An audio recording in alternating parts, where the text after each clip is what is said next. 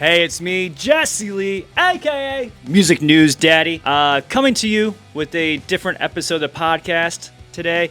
I literally just got back from France. I was over there covering Hellfest. I was with the Diablo team doing interviews and stuff. And like I said, I literally just got back, so I did not have time to record a normal episode of the podcast, as normal as it can be, obviously.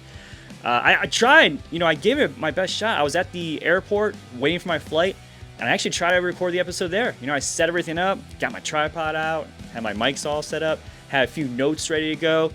But I just kept getting strange looks from TSA agents and, other airport security. So I don't know. I just felt like I didn't want to get detained in Amsterdam. That's where my connecting flight was. I didn't want to get detained in a different country over this. So I figured I would, scrap the normal procedure this week. But I still wanted to get you a podcast episode.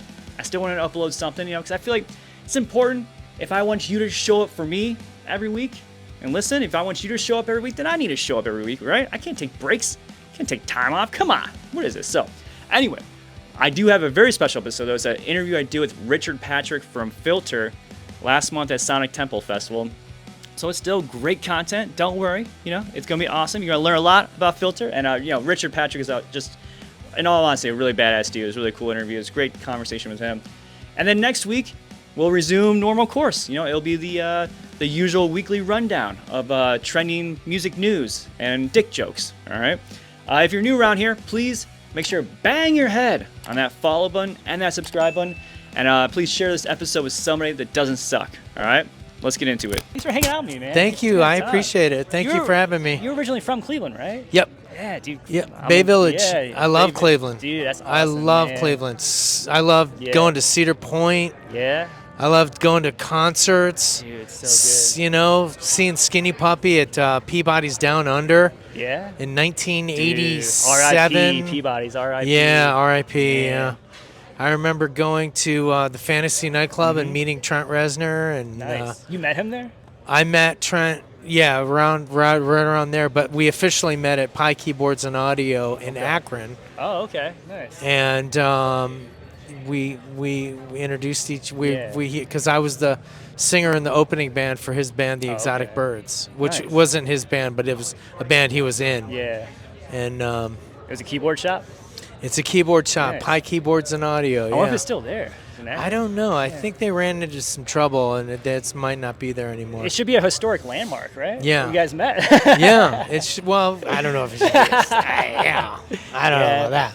Dude, yeah, they actually just opened a new venue last week in Cleveland called Globe Iron. That's the new one. That's really? Yeah. So I will look forward to playing that one day. It's a beautiful room, man. I was there for the opening. I hosted the DJ thing. It's huge. It's owned by AEG, so it's all legit. How big is it? 1,200. Oh, that's great. That's a great. Yeah, I love the House of Blues though. We just played there. Did you really? Sold it out. Nice, dude. And awesome. It was amazing. My mom, my 86-year-old mom, was there, and all my friends and everything. Right. It was amazing. We had a great time. It's got to be awesome coming home to Cleveland and seeing all your friends and family. Yeah, we played this almost a 2-hour show and just pummeled everybody with our music and just had a great time. And so I love Cleveland. Yeah. Crash on your mom's couch, right? No, stayed in a hotel. Yeah. Dude, that's awesome, man. Yeah. You guys just did some dates with Bush, right? Yeah. Man, how was that? Any big highlights from that? Bush is phenomenal. Yeah. Gavin's awesome. All the guys, Corey and Justin and everybody and Nick are amazing. They're great musicians. We had a wonderful time with Rival Son was on the tour as well. And Jay taught me a little bit about warming up and yeah, sure, he's an amazing singer. Yeah. And it was awesome. It was a great tour. Yeah, so after the illustrious career you've had so far, do you still feel like you're still learning things on the road, learning new tricks and stuff? Yeah, you never fully understand everything. I'm 56. I'll be 57 in a couple of days, and I'm constantly learning new things. That's awesome. I love life, and I love learning, and information is awesome. And, Yeah, I mean, if you close yourself off and you never evolve, then what's the point, right? Yeah, once you kind of think that, I believe once you kind of think that you know everything, really? Yeah. Like you think Right, you know all yeah. that, you know what I mean? Like, so. Then you're the a-hole in the room. Yeah. I've always been learning new things. Yeah. It's great. Speaking of time, Hey Yeah. Man, Nice Shot. 30 came out years. 30 years ago today. 30 years ago today. That Hey sentence Man, is going nice to make a shot. lot of people sad to hear. This make them feel Yeah. old. It is wild. I am a gray-haired old man, and God, I remember just being like, boy, I hope this makes it. Yeah. You know, and the song was already taken off from the Demon Knight soundtrack, and then it just kept building and building and building, and yeah, it's a staple of the set. We play it last every night usually. Yeah. And it's awesome. Dude, it's an incredible history of Yeah. that song. Does it, when you wrote it, did you feel like, oh, this is the one? I was like, yo. Yeah. Yeah. I got something I was here. like, Yeah. because I played it for some friends of mine, and they were like, Rich, Yeah. this is great. Yeah. You know, and some other things I had played for them, they were like, I don't know, bro. Right. Because I have really picky friends. That's and probably good, though, right? Yeah. And I played them Hey Man, Nice Shot, and they were like, dude, undeniably, this is a great song. And so I was like, I felt proud of it. Yeah. And then every person I played it for until sitting in Warner Brothers, you know, and playing it for them, and they were just like, this is awesome. We want Right. to sign you because of this. Man. It was a song changed fantastic everything, feeling. Fantastic So feeling. 30 years later, like when you play this song, do you still Yeah. get those, like, that feeling when you're playing it? Do you still Absolutely. feel energized? Every night when I scream, I wish I would have met you. When I scream at the end, I wish I would have met you. It feels exactly the same when I wrote it 33 or 4 years ago. Damn, that's Yeah. so cool, man. Is there anything you've never told about that song? Any crazy stories behind it? No, I mean, at this point, you probably said it all, right? It's been out there. I Yeah. mean, I never wanted to say that it was inspired by R. Bud Dwyer, but people were mistakenly saying it was about Kurt Cobain, Right. because he had killed himself. But I wrote the song in '91, Right. so the record company kind of just leaked it and said, it's about R. Bud Dwyer. Yeah. It was inspired by R. Bud Dwyer's public suicide. And I just was like, well, the cat's out of the bag, you know. Yeah. And so I never wanted it to be out what the song was about, but it's out, and he you know, he did what he did. Yeah. He made the point he wanted to make, and I saw it as a young man and wrote lyrics about it, and Resonated, yeah. it just resonated with me, and I just found it to be shocking, and Yeah. I tried to understand it, and so that's what the song is about, like trying to wrap my head around, like, Yeah. why would someone do this? And it just, you know, interesting, you know, Yeah. fodder for lyrics, you Oh, know, in absolutely. my opinion, because, you know, I was so over. And a lot of people were too. I was just so over songs about like hot rods and Right. chicks and Yeah. you know, all that crap that they had want something spoon real, fed yeah. us in the '80s. Yeah, because in 91, you were coming fresh off Yeah. that for sure. Yeah. Yeah, I mean, it is crazy too how, like you said, like the label put out the real story and the Yeah. idea behind it, and still to this day, like the urban legend is still, it's written about Kurt Cobain. And all Urban that. legend is that it's about Kurt, but the great thing is I went up to Dave Grohl and I explained that the song was written way before Kurt Oh, killed nice. himself. And I was already signed because of it. Yeah. And then Kurt killed himself, and the record came out like a little bit later. And I explained it to Dave Grohl, and I explained it to Chris. And those are the only two people I care about. They acknowledged that they understood, like, Yeah. we know you didn't do it. So once I kind of got, you know, once I made it clear to them that it was written in '91 and that it wasn't about Kurt, and they reassured me that, like, hey, it's okay. Yeah. Don't feel the weight that's of good. this. That had to feel Because no one amazing, wants right?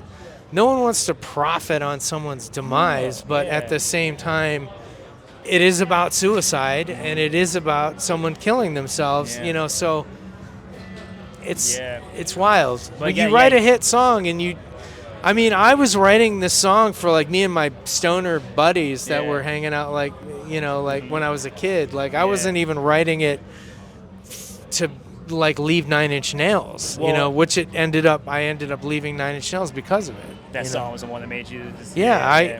I was like, shit, if I can write Hey Man, Nice Shot and get a record contract with Warner Brothers, I can make a living in this business, and and that's exactly what I did. And like you said, you didn't write the song to drive profit off it or anything like that. It's like I just you wrote don't know it. what's going to take off. Yeah, you don't have any idea. Yeah. I mean, I had hoped that the song was going to be big, but like you don't know. You have no idea. Yeah.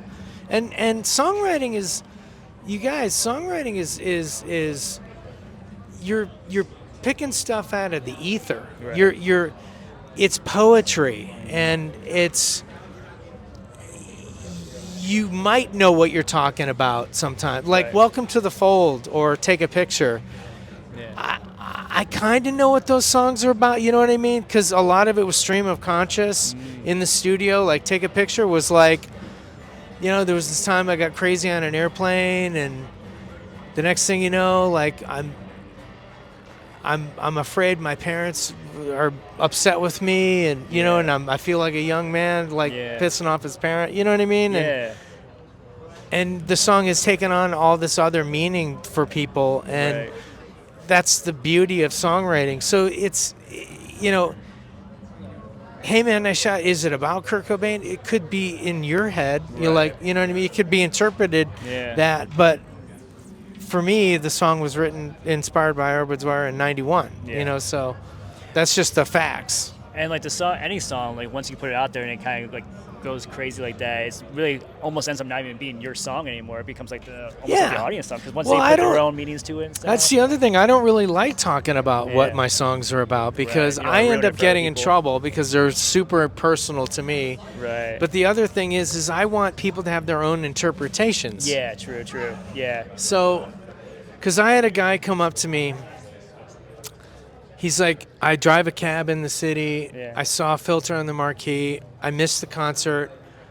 I just want you to know, my father, he came up to me after a show and like just had to get this off his chest. And he goes, my father left me in a hotel room when I was 4 years old. Jeez. Abandoned me in a hotel room. I was raised up through the foster system. And I've always resented my father until I heard Take a Picture. And I found some reason to forgive him.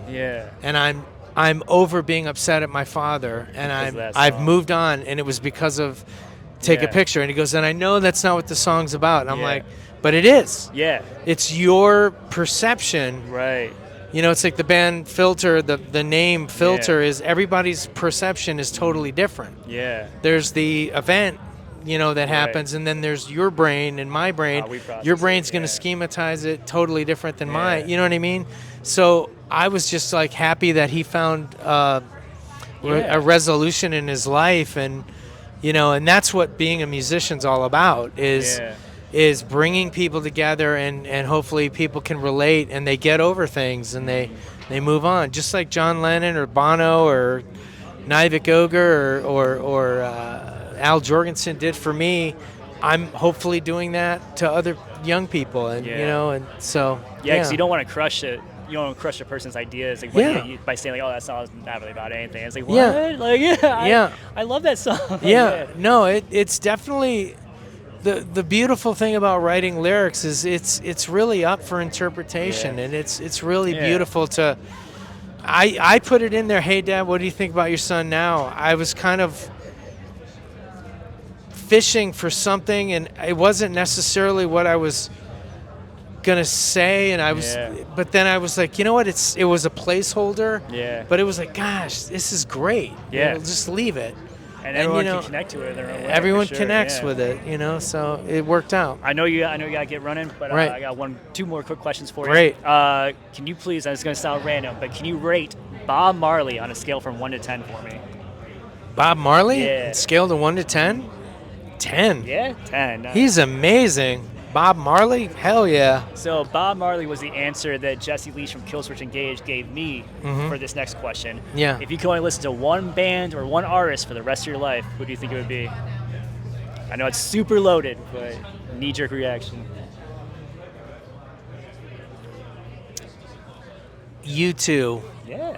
Probably U2 or Pink Floyd. I mean, Nice. that's insane. I know. You know what I mean? It is- That's hard, but like U2's got a deep catalog. my favorite band of all time is U2. Okay, Like, cool. you know, they for some reason they connected with me on a level. Bono's an amazing singer. The Edge is such a great guitar player. The rhythm section, Larry Mullen and Adam Clayton, and Awesome. I've seen them a dozen times. You can't go wrong with And that answer. I saw them in Chicago a month after 9/11, Oh, wow. and we were in pain Yeah. as a country, and everyone was upset. And he comes out there, and they put the names of the victims of the Flight 93, and then the different Oh, wow. airlines, and the names went up into the ceiling, and it Yeah. was just like, holy That's cow! heavy, dude. It was so heavy, but it was so beautiful. Yeah. And it was just like, I just have so much mad respect for them That for had to be being a life-changing amazing. concert for sure. Yeah, they are insane. I saw them at the Sphere Oh, you with saw the my Sphere? friend. Yeah, Oh, with dude, Mark how Pollock. was It was amazing. Yeah. It was I wild. want to see one of those And shows. Bono is, for the most part, he's not using auto-tune, and Yeah. he doesn't screw around with that stuff. He's still Yeah. pitch perfect He gets after all crapped this on time. so much too. He's just about being a nice guy. Like, it's Dude, insane. he's awesome. Yeah. he's That's a good he's answer. he's amazing. They're arguably the biggest band in the world. Yeah. You know, so I Very cool. hats off to Bono and The Edge and you too. Awesome, man. Yeah. Well, dude, thank you so much for hanging Thanks out. for chatting. having- Do you have any more last-minute plugs before we get out of here? Yeah, we got the Ultra edition of the Algorithm coming out in June, and I'm working on a brand new record called The Antidote, Hell yeah, I like it. and that is going to come out sometime in the next year. Next year, all right, that's a tease. Sometime in the next 6 months, hopefully. All right, so be on the lookout for that, and also be sure to share this episode with somebody that doesn't suck. All right, take it easy now. Bye bye. The Jesse Lee Show.